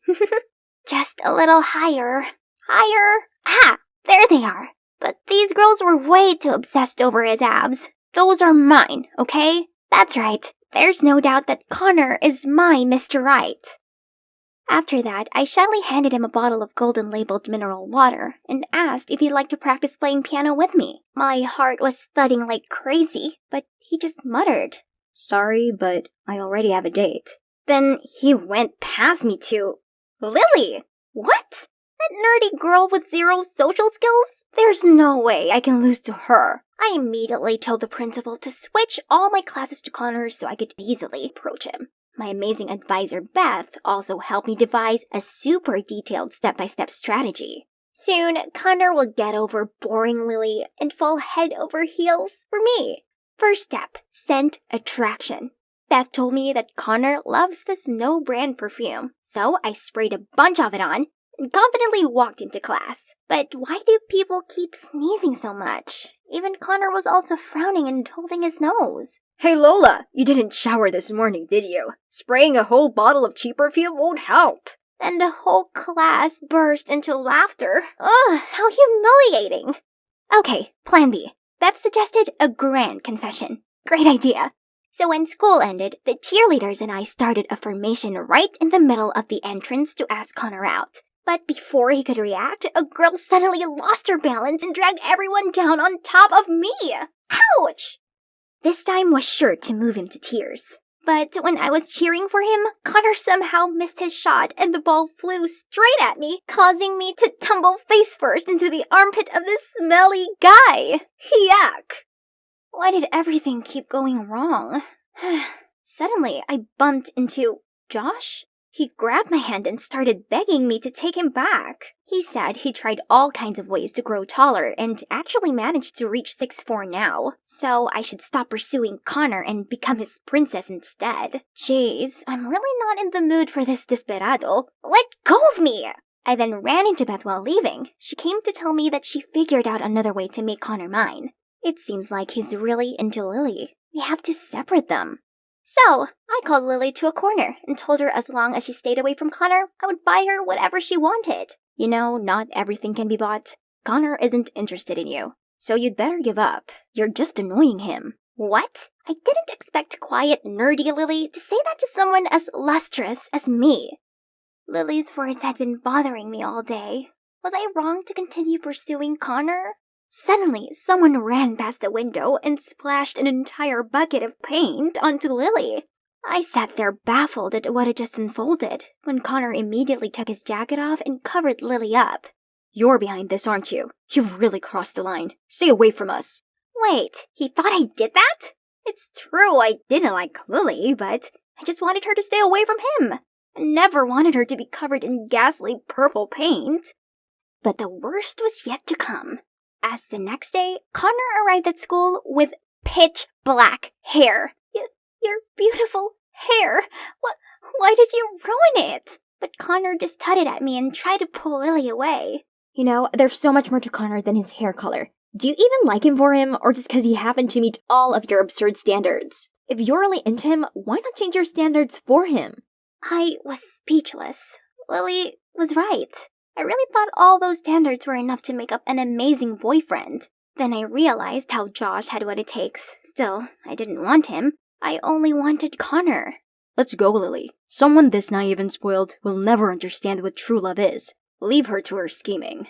Wait, why do you keep insisting that I'm the one who harmed Lily? Drop the act. I know that paint stunt was just one of your many dirty tricks. Beth's already sent me the video where you failed to bribe Lily. Huh? Beth? Why did she do that? I was still clueless when suddenly the principal called Beth to his office. I rushed there to find out the culprit splashing paint on Lily was caught, and he revealed that the mastermind was Beth. At first, she tried to deny it, but when the boys showed us their texts about the deal, she had to tell the truth. You stole everything from me. Before you came here, I was the it girl, but now people only see me as your replica. Why are you so obsessed with that hideous golden color and your stupid standards? I can't believe Josh actually likes you, while I was the one by his side when you dumped him. Huh? So Beth liked Josh all this time? She even accepted to date him in secret. But turned out Josh only treated her as a side piece while he tried to win me back. If I can't have Josh, you can never have Connor. Unbelievable! So all this time, I'd let a fox guard the geese. I couldn't bear this place any longer, so I skipped class and went straight home. That night, on seeing how upset I was, Dad came to comfort me. I cried and told him all about my love life and friendship troubles. Honey, maybe it's time you saw others differently. Those standards don't mean anything. You should open your heart and allow yourself to see the good in people. Dad was right. I was so dead set on them that I couldn't see the true nature of the people around me. I chose Beth and Josh based on those standards, but both of them let me down. Meanwhile, Connor deliberately broke them, yet I couldn't shake him from my mind. The standards were like my music sheets. I played each note correctly, but I was so caught up in the practical side of it that I'd forgotten to embrace the soul. So the next morning, I went to apologize to Connor for the troubles I caused him and Lily. I just want you to know, I really like you, no matter what color your hair is. But may I ask you one question? What is it about Lily that you like so much? What? You think I'm dating Lily? She's my cousin. Uh-oh, this is so embarrassing. But wait, in that case, does that mean I still have a chance? Do you remember when you were 10, you participated in a children's piano contest? A gold necklace was stolen from the hotel you were staying at. Yeah, I just have a vague recollection about that incident. The suspect was a blonde boy, a female employee's son, but I noticed the necklace peeking through a man's pocket instead. Leave the boy alone! This man is the thief! So that kid was Connor? He was grateful and super impressed with the innocent and righteous girl back then that he recognized me right away the day we met again. However, when he saw how cocky I was, he thought I'd changed for the worse and ignored me. Now I see the admirable girl I know is still there after all this time, so I wouldn't mind if we start getting to know each other anew. Really? Wish me luck this time, you guys. Hi, I'm Donna, an influencer extraordinaire and soon-to-be supermodel. My family are my biggest supporters. Look, there's my sister Charlotte. Even though my parents are busy running the family corporation, they buy me whatever I want. This includes this spectacular dress for the upcoming Elite Model Look contest. Girls, get ready. We're eating out tonight. Yay! Charlotte just helped Dad secure another business contract, so it's time to celebrate. At the restaurant, Mom, Dad, and Charlotte walked ahead while I showed my 329,587 followers around. My fans even commented that I should compete for Miss USA. Suddenly, someone bumped into me, causing me to drop my phone. Oh no, my live stream's ended, and it's all his fault. Idiot, you ruined my live stream. Now my fans will think I'm rude and unfollow me. Are you walking with your eyes closed? Sorry, I didn't mean to. Let me make it up for you. Donna the Fabulous? Okay, you've just got one more follower. What a jinx. He better stay out of my sight. But as soon as I reached our table, I saw his face again. Why is he here? Donna, this is Matthew, our new finance director. Oh, how important. But not as much as live streaming, right? Who does he think he is? Charlotte even laughed at his stupid joke. Speaking of which, Donna, you're going to study business from now on. Time to stop those modeling, live streaming things. What? But why? You've always supported my dreams before. But Dad just ignored me and chatted with Matthew. Dad was being so unreasonable. Everything was fine until that Matthew guy showed up. Charlotte comforted me and suggested we attend business classes for me while I prepared for the modeling contest. What a brilliant idea! Oh, I love my amazing quick-witted sister. I then put all of my focus into practicing for the contest. But Matthew kept on disturbing me with his nonsense. He even sent me a picture of wedding rings saying, "Are these okay? Think they'll match us?" I frantically called him to ask him what all the gibberish was about. Hasn't your dad told you yet? We're getting engaged and taking charge of the company together. What on earth is this guy saying? Since when was I expected to marry some guy I barely knew and take over a business I had no interest in? Dad should have some explanation for this. Upon arriving home, I confronted Dad, but he just sighed and said he was planning on telling me himself. But you can't just dictate my career and who I marry. Donna, I only want the best for you. But Dad, Donna didn't even attend her business classes and is still indulging in her nonsense fashion club. How can you expect her to handle the company? Oh no, why is she telling him that? Was she trying to help me? She's right, Dad. I have no interest in business at all. I can't. If that's the case, then you can start as vice president and get some hands-on experience. And you, Charlotte, you'll be done as personal assistant and support her. No! This is not how you want it to turn out. Dad used to love us both, but now he didn't even listen. Ugh, yes, Charlotte, my savior. She would surely know what to do. I can't believe it. I've tried so hard to prove myself, only to have everything given to a simple-minded fool like you. Simple-minded? That's what you really think of me? Well, I guess I just gotta take my new position to show her how simple-minded I am then. So the next morning, I dolled up and strutted to the company lobby under a different name, Miss Vice President. Huh, look at those gawking eyes wishing they could escape from the boring suits. Matthew was there too, and was he laughing? Suddenly, my heel got tangled up in my dress and I tripped over. What a disaster. Matthew offered me his hand and asked if I was okay. Who needs his help? And all the silly chatters? Just wait and see. And by that, I mean now.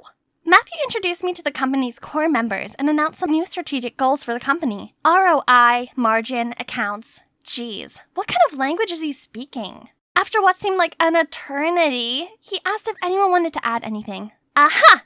I, of course, couldn't miss a chance to show my leadership. This office is seriously lacking some colors. Violet blinds would be a good start, and some motivational pictures really help boost productivity. Oh, you mean putting up motivational quotes? Oh, please, no. Motivation comes from the all-time fashion greats. You know, Bella Hadid, Tyra Banks, Kendall Jenner. Everyone gawped at me, while Charlotte furiously signaled me to stop. Everyone here is so boring! Alright, I'll stop then. My first day was then followed by tedious meetings and schedules. Everyone was talking gibberish and making me sign a bunch of papers. But every cloud has a silver lining, and for a foodie like me, that's dinner meetings. These people really know how to enjoy life, don't they? But before I could even have my first bite, they all started asking me about proposal this and project that. Fortunately, Matthew was there to save the day. Honestly, he seems pretty good at his job, and he's quite attractive when focused. Oh yeah, work.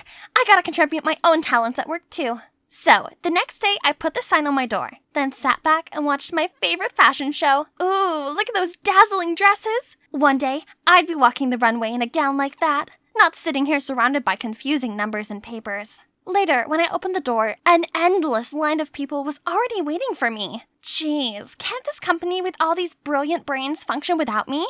Right then, Charlotte came dragging me away. What happened? Oh gosh, I didn't know that my computer was connected to the meeting room's projector, so everyone had been watching Project Runaway with me. Matthew was in the conference room too. Why didn't he fix it? Okay, everyone. We should thank our cute boss for giving us a lot of ideas for our problems. He finished the meeting and led them out, but Charlotte was still standing there fuming at me. Cute? There is nothing cute about it. Don't get any wrong ideas that he likes you. Wait for me, Maddie. What is with that attitude? Oh, right. I've seen the gooey-eyed look she gives Matthew. Does she have feelings for him? Before I could pry further, I was sent to Millen for another stupid meeting. Feeling bored, I watched a fashion show to kill time when someone startled me from my side. I personally think this collection is overrated. Oh, sorry if I scared you. I'm Brian. He then gave me his business card, and wow, he's the CEO of a modeling firm in France. Are you coming to the fashion week too? I wish. I actually came for work. What a pity. There's a modeling contest this week. I can tell a true beauty like you is destined for the crown. I missed so many chances to be on the runway. If I make it this time, maybe Mom and Dad will see how serious I am about modeling. This is too amazing of an offer to refuse. Brian, I'm coming with you. At the show, I made sure my phone was off so I could truly immerse myself in all the glamour of the newest fall collection. Brian then kept his word and took me to the audition. I was super nervous at first, but unexpectedly, everyone else looked so amateur. Meanwhile, I strutted like a pro, confident that this time I would get an offer. But for now, reality was calling. As soon as I turned on my phone, a zillion missed calls from Dad and Matthew popped up. This screamed trouble, so I quickly got Brian's contacts and returned home. There, Charlotte went all banshee shrieking mode on me, accusing me of being irresponsible and selfish for skipping the important meeting. Dad, if you don't do something about this, Donna will destroy the company you've worked so hard to build. That's right. But instead of yelling at her, you should have been there to help out. I'm so disappointed in you, Charlotte. Oh God. Charlotte's face turned pale immediately. Dad should be scolding me, not her.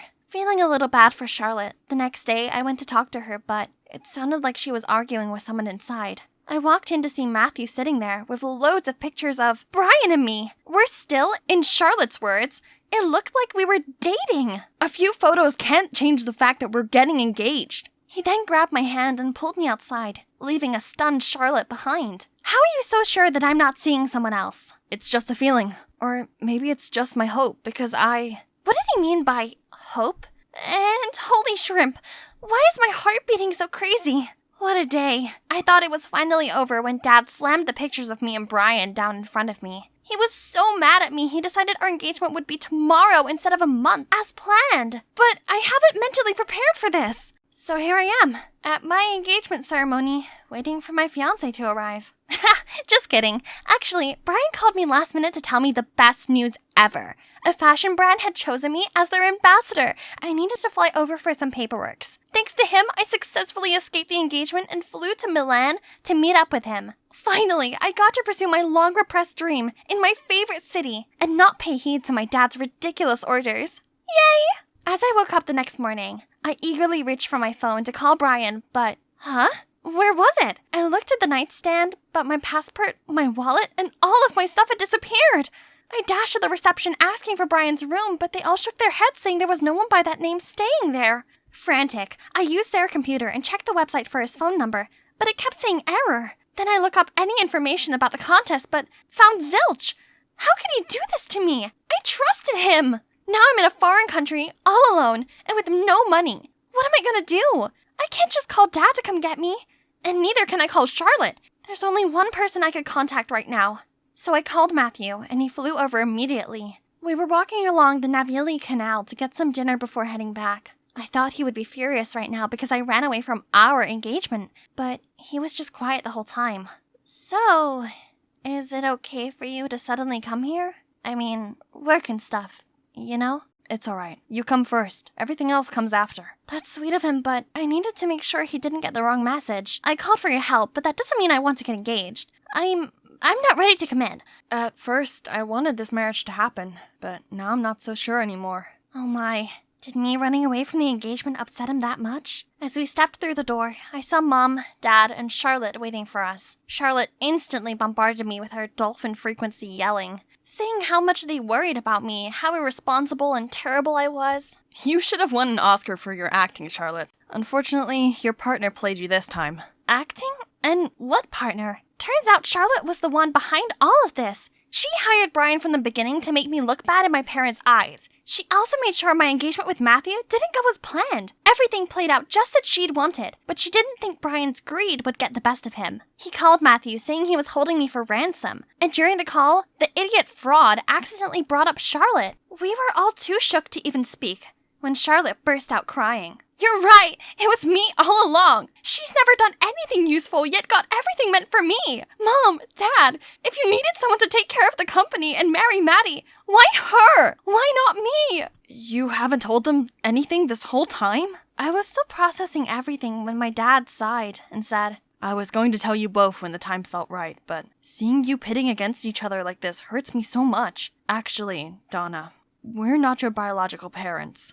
Turns out, Dad was my parents' private lawyer, and the company belonged to my real parents, not to Dad. But then, my parents got into a terrible accident, and during their last minutes, they gave the company, and me, over to him. They asked Dad to raise me properly and arrange for me to marry Matthew as a part of their deal with Matthew's parents. Growing up and seeing me so passionate about modeling, Dad was going to let Charlotte run the company and let me live my life how I wanted to. But then Matthew and his family showed up and insisted we get engaged according to the deal. Dad had no choice but to respect them and carry out my parents' will. So, my current beloved mom and dad are not my actual family. We're still. My biological parents had both passed away. Donna, we hope you understand. Though we're not related, we have always loved you as our daughter. This is very hard for us too. I looked at Mom and Dad, the ones who had always loved and cared for me. Mom, Dad, just like you two. I'm sure my parents would want me to do what makes me happy. Though I am the lawful heiress of the company, I can only do harm to it. So I hope you understand, and let Charlotte take over it. She's a better suit than me. That's right. You cannot force someone into doing something they don't like. Neither can you force someone into love. Woohoo! No more boring office job. Instead, I've put all my energy into elite model look. And here I am today. You've got this, Donna. I confidently strutted down the runway with Mom, Dad, and Charlotte cheering from the audience. And when I finished my part, I joined my family and nervously waited for the MC to announce the chosen ones. Samantha Friske, Amelia Davis, and Donna Rossi. Yes! I've made it! I've been waiting for this day for so long! Suddenly, I spotted Matthew coming towards us. Congratulations, Donna. I knew you'd get it. Thank you for coming.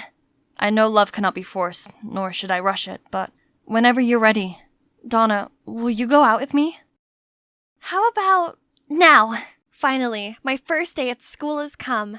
Yay! This special occasion called for my favorite hoodie. Super cool, right? But then, out of nowhere, I was blocked by a group of boys and their cheesy pickup lines.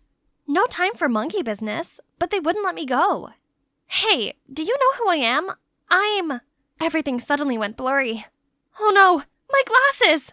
I stumbled around trying to grab them back, but got shoved to the floor. Everyone scram! Gimme that. I looked up and vaguely saw my hero offering me a hand. He gave me my glasses and I profusely thanked him. But he just gave me a cold look and walked off without saying a word. Strange. Oh, by the way, I'm Hazel Palmer, 17 years old. But I'm not here as a student, but a teacher. Yes, you heard it right. Not to brag, but I'm kind of a genius. I even got offered a position in my college's research project, which I have rejected to pursue my dream of becoming a high school teacher. So here I am, on my very first day of fulfilling it. First, I was introduced to the other teachers, but unlike what I had in mind, they just threw me judgy looks. Luckily, after the meeting, a young teacher named Rebecca kindly welcomed me and even tipped me off about some of the rebels at school. Now, time to meet my students. As soon as I finished my introduction, the whole class immediately turned into a beehive. Miss, how about we continue this lesson at the movies tonight? Mullet, pierced nose. This guy must be the notorious Lucas that Rebecca warned me about. Please, as if you'd date someone who would wear such a goofy hoodie. Yeah, who let a weeaboo teach here? Jeez, I didn't expect this reaction. I tried to restore the silence, but to no avail. Ugh, I'm out of patience. Quiet, or else you'll all get Fs. Thank God it worked. Whew, that'll show them who's in charge. But here comes another problem. No way! There's gotta be someone who's really here to study, right? Okay, who is our class's top student? Ethan! Ah, didn't he help me in the hallway? But it looked like he didn't recognize me. Okay, let's see. Ethan, right? Could you solve this equation? Equation? No, equation. I suppose spelling is a bit hard for a numbers person like you. And the whole class burst into laughter. Jeez, this guy was unbelievable. How about the second best student? Cassie Santiago? That name sounded just like my old classmates. I turned to the corner where an arm reluctantly raised. Oh my, it's her! So good to see a familiar face here. But why is she avoiding me? That afternoon, while walking to my car, I saw Cassie and her friends picking on a girl. Upon seeing me, they immediately ran away, but I managed to catch Cassie. Cassie, since when did you become a mean girl? None of your business. Report me to the principal if you like. Then she strutted away, leaving me standing there confused. Since when had the sweet Cassie ended up on the dark side? Turned out, not long ago, Cassie's father passed away in an accident, leaving her to live with her stepmother. This must left her in so much grief that she put up this cold, reckless facade as a defense mechanism. That's so sad. So, to make Cassie feel included, and also to improve this whole class's performance, I came up with a master plan. More homework, not finished, minus points. And every lesson will come with a gift. A test during recess, and I asked Cassie and Ethan to help the other students. But when I called Cassie to the board, strangely, she couldn't do a simple equation. At first, I thought that it was just her being rebellious, but during the test that day, I noticed her copying Ethan's answers. Does that mean all her A's were from cheating? Not only that, the even shocker thing I found out was that Ethan was her stepbrother. After class, I came to talk to her, but she didn't pay me any attention. Cassie, I know the secret behind your A's. High scores mean nothing when they're not from your own hard work. But out of my business. You're as much my friend as you are a proper teacher. I'd be pleased to tutor you. How about today? See you in the library after school. As if I care. Her words did hurt, but I guess she was just trying to keep her cold image. So I still waited for her, but she never showed up. No matter how much I tried, Cassie ignored me and kept cheating. During the midterm test, she even blatantly snatched Ethan's paper. It's true she's my friend, but I couldn't let it slide any longer, so I dismissed her test. That had to be done. On the same day, while I was in the library searching for materials, I heard familiar voices talking. Ms. Palmer is way too much. She even dismissed Cassie's test today. Can you believe this? Why can't she be understanding like you? Cut her some slack, Sadie. She's just doing what she thinks is best. So, that's what my students really thought of me? After everything I did to try and help them, yet all I got back was bad-mouthing? And Rebecca was so nice to defend me like that. No wonder they liked her. A few days later, the unexpected happened. Cassie, Lucas, and a few others came and asked for extra lessons. Finally, they started to have another eye on studying. But little did I know that it's just a ruse from my dear students to turn the following days into a nightmare. And the instigator was Lucas, I supposed. One day, I almost fainted upon finding a huge ant nest inside my bag. The other day, my pants were stuck to the chair with some gum. Fortunately, Ethan always showed up in time to help me. He's such a riddle. Unlike before, not only did he try to defend me in class, but he also helped me carry my textbooks. But I didn't expect him to care that much. One time, I saw him at the car wash where I worked part-time. I quickly hid behind a car, but Ethan just kept walking towards my wash box. I'm here to see you, so no need to hide. Let me give you a hand. After my shift, Ethan took me home. We talked a lot, and I felt comfortable enough to tell him about my mom's health condition, and how I took this part-time job to cover her hospital fee. This side of him was far different from the normal, and it was heartwarming. Suddenly, we noticed an elderly lady who seemed lost, so we offered to take her home. And guess what? She's the grandma of the notorious Lucas. I was truly surprised by how much of a rebel like Lucas cared for his Nana. I could tell he really loved her a lot. Poor boy. She's the only family he got now. Lucas, I know studying is not your thing, but have you thought about how happy your grandma would be if you at least tried? Since then, Lucas stopped causing me any mischief, and so did the other students. Now they could even do simple math themselves. Baby steps. Seeing my effort finally bore fruit, I set up a parent meeting to report students' progress. Halfway through my presentation, a photo of me cosplaying as Sailor Moon popped up on the screen. Oh my god, why is it here? How dare you let this childish thing teach my kids? Then she stormed off, followed by everyone else. I thought I finally had my students on my side. Turns out I never did. Then came the last straw, my mom's medical test results. I couldn't help but cry, letting all my bottled up emotions out. Then, suddenly, a hand laid on my shoulder. What's wrong? My mom's health turned worse, and she needs an urgent operation. I'm sorry to hear that. It's all gonna be okay. Be strong, Miss Palmer. I appreciated him comforting me, and when I felt a bit better, we decided to leave. But the door was locked from the outside. It must have been a prank from my students. Again! We tried banging the door and screaming for help, but eventually gave up and waited for someone to come. This quiet atmosphere sure does have a way of making people open up, and I got to know about Ethan. Seemed like both of us have problems with our beloved family. What's yours? I have a sister. You know who. That I really adore. But no matter how hard I try, she always builds a wall between us. Oh, wasn't this the first time Ethan talked about his personal life? He always put on a cold and distant mask. But I knew deep down he had his struggles too. I was so absorbed in his story that I forgot about being locked up and gradually fell asleep until a buzzing sound startled me, and countless phone cameras were pointing at us. Guys, check your phones. Look what Miss Palmer and Ethan have been doing this whole time. Oh my! A bunch of photos of me and Ethan had been uploaded on the school website, and from some angles, it looked like we were kissing. Oh no! I tried to explain, but they just threw me a disgusted look. And why was Ethan just standing here saying nothing? This soon reached the principal. He told me there would be a case hearing for inappropriate relationship with a student. How was this even possible? As I dragged my feet to the principal's office, suddenly I heard familiar voices shouting. Why did you do that? I told you to find her weakness, and look what you got. Nothing. I've done everything I could. What else do you want? Everything? Then why is she still here? As long as she's around, she messes up our cheating stuff, and Mom will get my head chewed off for being useless at school. Or is that what you want, brother? What? So, Cassie had been pulling the strings this entire time?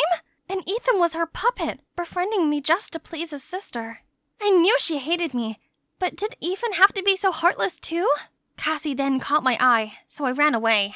I was still trying to process this when I walked in to see the school council glaring at me. You're an insult to the teaching profession, which leaves us no choice. I was ready for the worst when Ethan rushed in. Stop! It was me who deliberately jammed the classroom's lock to get back at her for being too strict, but I accidentally got stuck too. There's nothing going on between us. And so, I was cleared of all charges, and Ethan ended up in a week-long suspension. Why did he do that after all? After such a long trial, I drove around town to blow off some steam, then saw Cassie fighting with a security guard. I found out that Cassie stole a bracelet and was refusing to call her parents. The guard said he'd have to call the cops, so I came forward as her teacher to bail her out. Cassie asked me why I helped her, but I didn't bother explaining myself and just left. Since that day, Cassie didn't attend the extra classes. After his suspension, Ethan returned with his offhand attitude. No time to worry about those two. My mission now was to prepare my students for the upcoming finals and regain my prestige. Luckily, they started to take studying seriously and invested a lot in these tests. One day, when I walked into class, some students even asked me to help solve advanced exercises.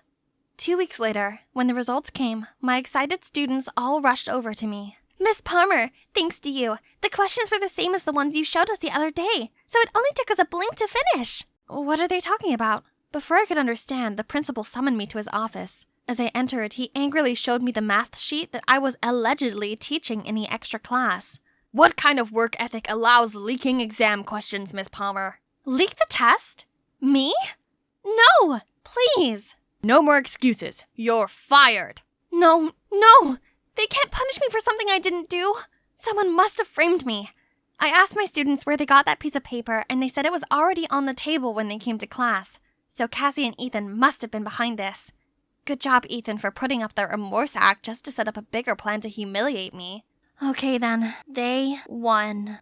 Unemployed and desperate, with hospital bills to cover, I had to work full-time at the car wash, as well as taking night shifts at 7-Eleven. But besides the measly wages was a bonus of rotten eggs and tomatoes, scornful looks, and snarky comments saying I didn't deserve the teacher title.